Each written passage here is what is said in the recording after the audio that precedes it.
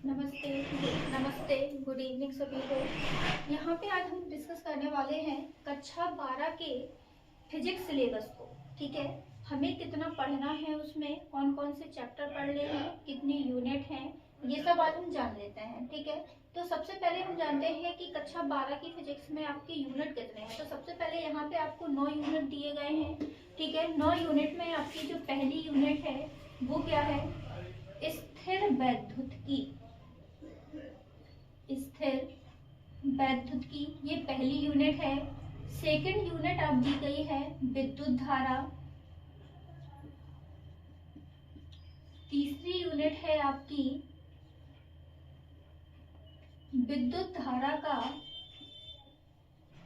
विद्युत सॉरी हाँ सही है, विद्युत धारा का चुंबकीय प्रभाव।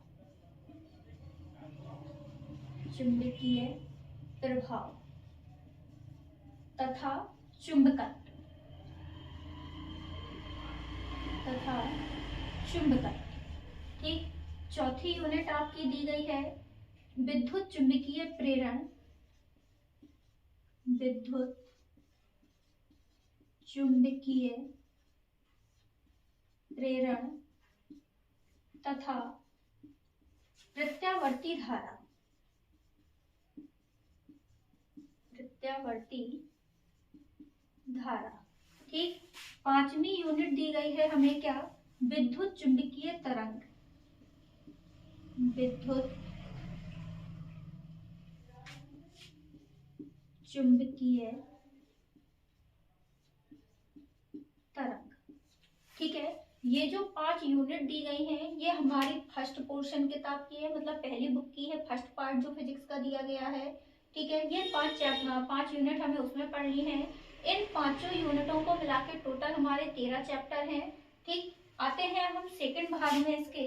तो आपके सेकंड भाग में जो छठवीं यूनिट दी गई है वो दी गई है प्रकाश की। ठीक है, सातवीं यूनिट दी गई है आपकी क्या? विकिरण विकिरण तथा द्वैत प्रकृति। द्वैत प्रकृति। ठीक है, आठवीं जो यूनिट दी गई है वो दी गई है परमाणु तथा नाभिक।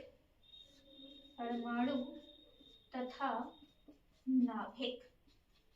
ठीक है, और जो आपकी 9वीं यूनिट दी गई है वो है आपकी कौन सी? इलेक्ट्रॉनिक। ठीक है, ये आपकी क्या दी गई है? इस प्रकार से आपकी टोटल कितनी यूनिट है? 9 यूनिट दी गई है। ठीक है, पहली यूनिट क्या है? स्थिर वैद्युत की। दूसरी यूनिट है विद्युत धारा। तीसरी यूनिट दी गई है विद्युत धारा का चुंबकीय प्रभाव तथा चुंबकत्व। चौथी यूनिट है विद्युत चुंबकीय प्रेरण तथा प्रत्यावर्ती धारा। पांचवी यूनिट है विद्युत चुंबकीय तरंग। छठवीं है प्रकाशिकी। सातवीं है विकिरण तथा द्वैत प्रकृति। आठवीं यूनिट दी गई है परमाणु तथा नाभिक। और लास्ट आपकी यूनिट है इलेक्ट्रॉनिक।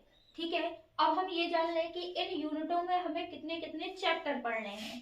ठीक, तो इन यूनिटों में जो हमें चैप्टर हैं, जो आपकी पहली यूनिट दी गई है इसमें आपके 3 चैप्टर हैं। सेकेंड यूनिट में भी आपके 3 चैप्टर दिए गए हैं। इसके बाद विद्युत धारा के चुंबकीय प्रभाव में आपको कितने चैप्टर दिए गए हैं? 2 चैप्टर। ठीक है, 2 चैप्टर हैं, ये मिलाकर भी आपके 2 चैप्टर हो गए। और ये आपका 1 चैप्टर है, ये पूरा 1 यूनिट भी है और 1 चैप्टर भी है। ठीक है, तो इस प्रकार से इतने चैप्टर हमें कितने पढ़ने हैं? इसमें फर्स्ट में पढ़ना है। अब सेकंड में आते हैं। सेकंड में जो प्रकाशिकी है इसमें आपके 9 चैप्टर हैं। ठीक, ये इसमें केवल एक ही चैप्टर है, वो यूनिट भी है और चैप्टर भी है। परमाणु तथा नाभिक में जो आपके चैप्टर दिए गए हैं वो कितने चैप्टर हैं? 5 चैप्टर दिए गए हैं इसमें। और ये जो इलेक्ट्रॉनिक्स है इसमें भी आपके 2 चैप्टर हैं। तो इस प्रकार से टोटल मिलाकर कितने चैप्टर हो गए हमारे? 6, 4, 10, 1, 11। ठीक है, 11, 9, 11 9 कितना हो गया, 20, 21, 26, 27, 28। ठीक है, तो इस प्रकार से टोटल हमें कितने चैप्टर पढ़ने हैं, 28 चैप्टर फिजिक्स में पढ़ना है। तो आज हम इस स्थिर वैद्युतिकी के टॉपिक को क्या करते हैं, हल्का सा डिस्कशन कर लेते हैं।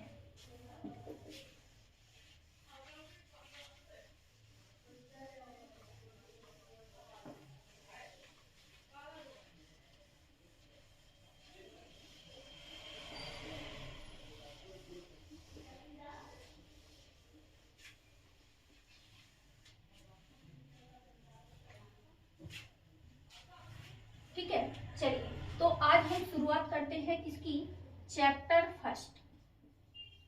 चैप्टर पहला, चैप्टर का नाम क्या है,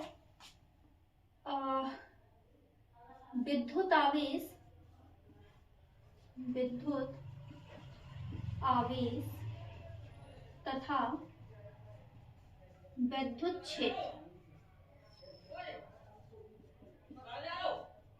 ठीक है, ये हमारे चैप्टर हैं। चैप्टर का नाम क्या है, विद्युत आवेश तथा विद्युत क्षेत्र। सबसे पहले तो हम ये जान लें कि जो आपका चैप्टर का नाम है उसका मतलब ही क्या है ना।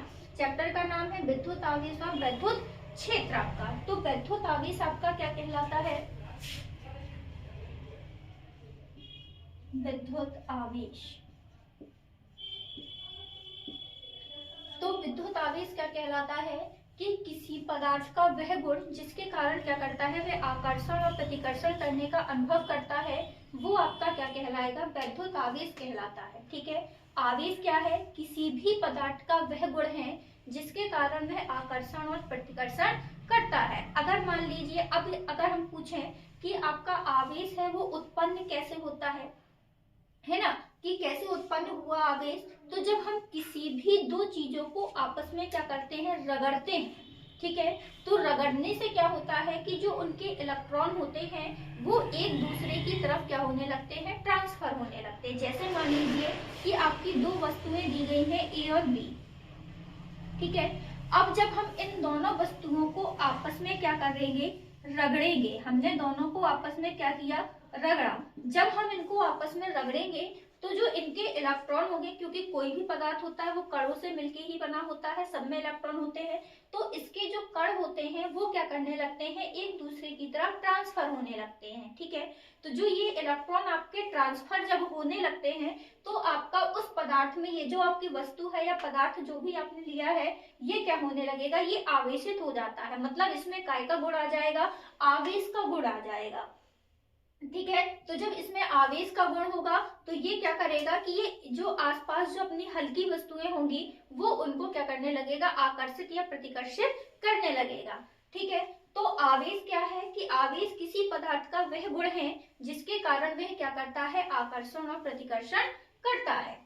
ठीक है, तो आवेश जो है, अब हम अगर आवेश को देखें तो जो आवेश है वो डिपेंड कर रहा है किस पे, इलेक्ट्रॉनों पर। ठीक है, तो यदि हम इसको इलेक्ट्रॉनों के पदों में देखें तो जो हमारा Q बराबर होता है वो क्या होता है, N इंटू ई होता है, जहां पर हमारा Q N क्या है, N होता है इलेक्ट्रॉनों की संख्या।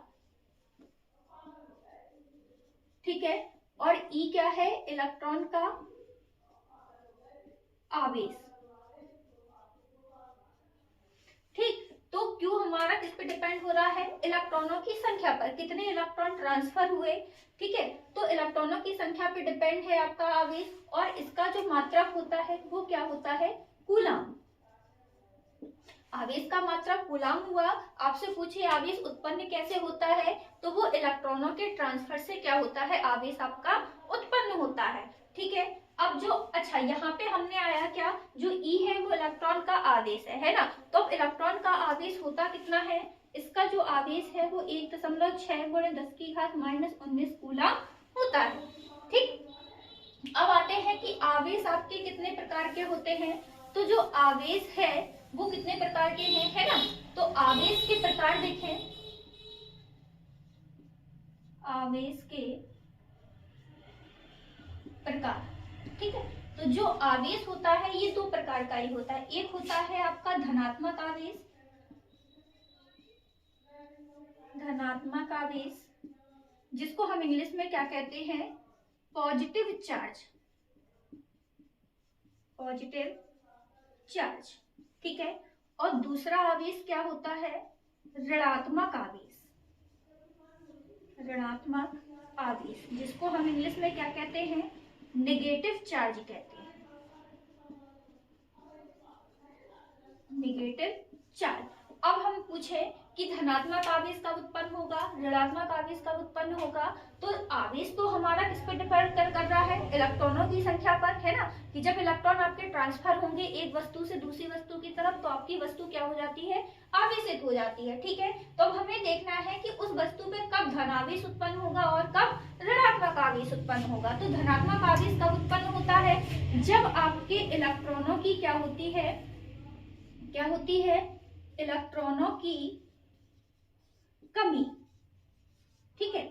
जब आपके किसी भी पदार्थ में इलेक्ट्रॉनों की कमी होगी तो वो उस पे कौन सा आवेश उत्पन्न करेगा, धनात्मक आवेश उत्पन्न करेगा। जबकि जो ऋणात्मक आवेश है ये क्या करता है, जब इलेक्ट्रॉन कैसे होते हैं, इलेक्ट्रॉनों की अधिकता, ठीक, जब किसी भी पदार्थ में इलेक्ट्रॉन आपके अधिक होंगे तो वो कौन सा आवेश उत्पन्न करेगा, ऋणात्मक आवेश उत्पन्न करेगा। तो अगर हम इसको देखें तो धनात्मक, अगर कोई पूछे कि धनात्मक आवेश कब उत्पन्न होता है, तो इलेक्ट्रॉनों की कमी के कारण आपका उस वस्तु में धनात्मक आवेश उत्पन्न होगा। और यदि आपकी इलेक्ट्रॉनों की संख्या ज्यादा है, अधिक है, तो उसमें कौन सा आवेश उत्पन्न हो जाएगा, ऋणात्मक आवेश उत्पन्न हो जाएगा, ठीक है।